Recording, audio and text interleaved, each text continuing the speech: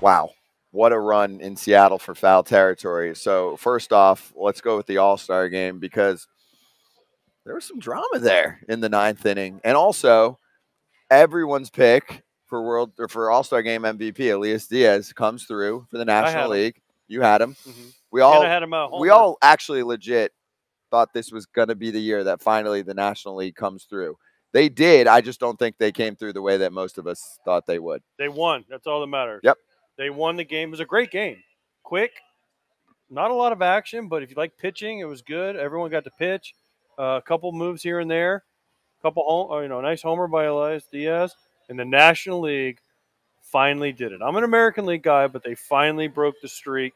And if you looked at them on paper, for me, the National League had a better team. That's not knocking the American League All-Stars. They might have just had bigger stars because a lot of the American League guys were hurt or not there, whatever it was, Judge, Trout. So for me, the National League just looked better on paper, and they came through, and MVP Elias Díaz, baby. You had Julio up in the ninth, too, which was cool for Seattle fans. So cool. That's really cool to be able to have that moment. Yeah, he walked, which two guys that didn't walk much, that's impressive. In that moment, I'm swinging. I'm fouling that pitch off. I'm doing something. But it started with some drama. Two great plays on the fence. One great play, one kind of misread play on the fence. Cole kind of got out of it there. But I said before, I love to see guys that you don't think are going to win the MVP. Like AJ Przinsky doesn't need another car. Díaz, that's so cool. He was crying getting the trophy. He's been through so much. He was released by teams, and to be that forever, the All-Star Game MVP, that means I couldn't be more happy for him. For the record, he's not hoarding cars.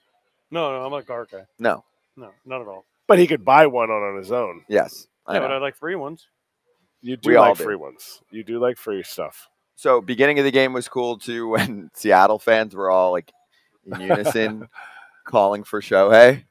That was really nicely pre-planned. I give them credit there. And then just learned this after the game, too. Dusty Baker told our guy Ken Rosenthal that Jordan Romano felt tightness in his lower back, wait for it, on his final bullpen pitch. That's why I remember he was taken out mid-AB, and we're like, huh? Yeah. Romano enters the game, throws 5 pitches. Last one was that fly ball that got overturned. Originally was called a home run. So did he tell them that he felt the tightness? He did not, clearly. So he felt it, and he entered the game. Yes. He's like, I can get through an inning, and did not tell them. Yes. If you're a Blue Jays fan, full panic set in. Oh, if he's out, they're already chasing it. If he's out for a bit, Kratzy? I saw my guy, John Schneider, first roommate ever in pro ball, throwing the home run derby to Vlad. Great moment. It was awesome. I made fun of him, taking pictures on the field, all that stuff like you do for an old roommate. And I texted him. I said, wow, you're looking thin. He's like, the stress of a big league manager. Well, Schneitz, I don't think you're checking out our pod right now because you are stressed. You are panicked, and Romano's entire break has now – his flight was going to go home probably. He's going to the 6 to get some treatment. I'm all about honesty and transparency, and we do that every day on our show, but could I make the case that Romano should have been like, yeah, I felt the tightness on my last pitch, and then I came out? I didn't think it was a big deal. You pitch through things so many times. We just had John Smoltz on yesterday, and he was like, he said to the manager at the time, Lasorda, hey, I can get ready in 7 pitches. How many times did John Smoltz really get ready in 7 pitches? I think that is all he needed. I'm not saying he couldn't do it. I'm saying that's what he not normally would do. And you're always playing through things. So to me, as much as Blue Jay fans are pissed, I'm tipping my cap to Romano because he was out there. He wanted to try to pitch. Who knows? He might jog in. Oh, I'm fine. Adrenaline. I'm good. But this game doesn't mean anything. It's cool, and obviously I don't mean it like people are there. We love to watch it. But the Blue Jays season's more important. And if he's fine, he's fine. I want people to play. We complain about that. But if you do feel a tweak, Hmm. no?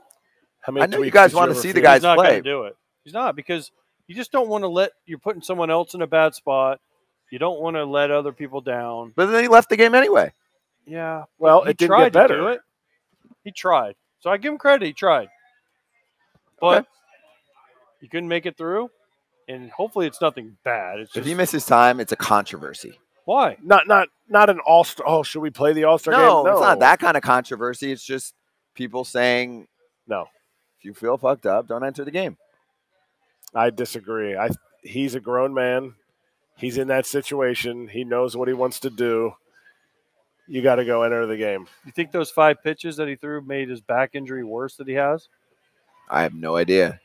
I Do doubt it. you think so? I don't think it did. I think it was already there. And so he's like, I can gut through this and get 3 outs and move to the next guy. And then after he gave up the foul home run, he's like, maybe I can't do this. So they brought in Lorenzen, right, with his Vans cleats on, and he did his job. Mm-hmm. Foul Territory is going to have the same schedule the second half of the season. You can catch us live 1 to 3 Eastern. We're on Stadium, and everything goes up on our Foul Territory YouTube channel. The podcast, multiple pods for you per day, reactions to everything from the night before, and all of your guest interviews up there for you as well. One more big thank you to everyone in Seattle for hooking us up, helping us out. The Players House hosting us for most of our shows. The Foul Territory production team behind the scenes, superstar squad.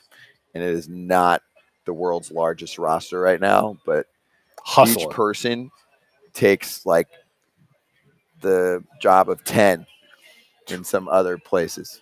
So just throwing that out there. Hope you enjoyed all the All-Star festivities. We'll see you on the next FT Live.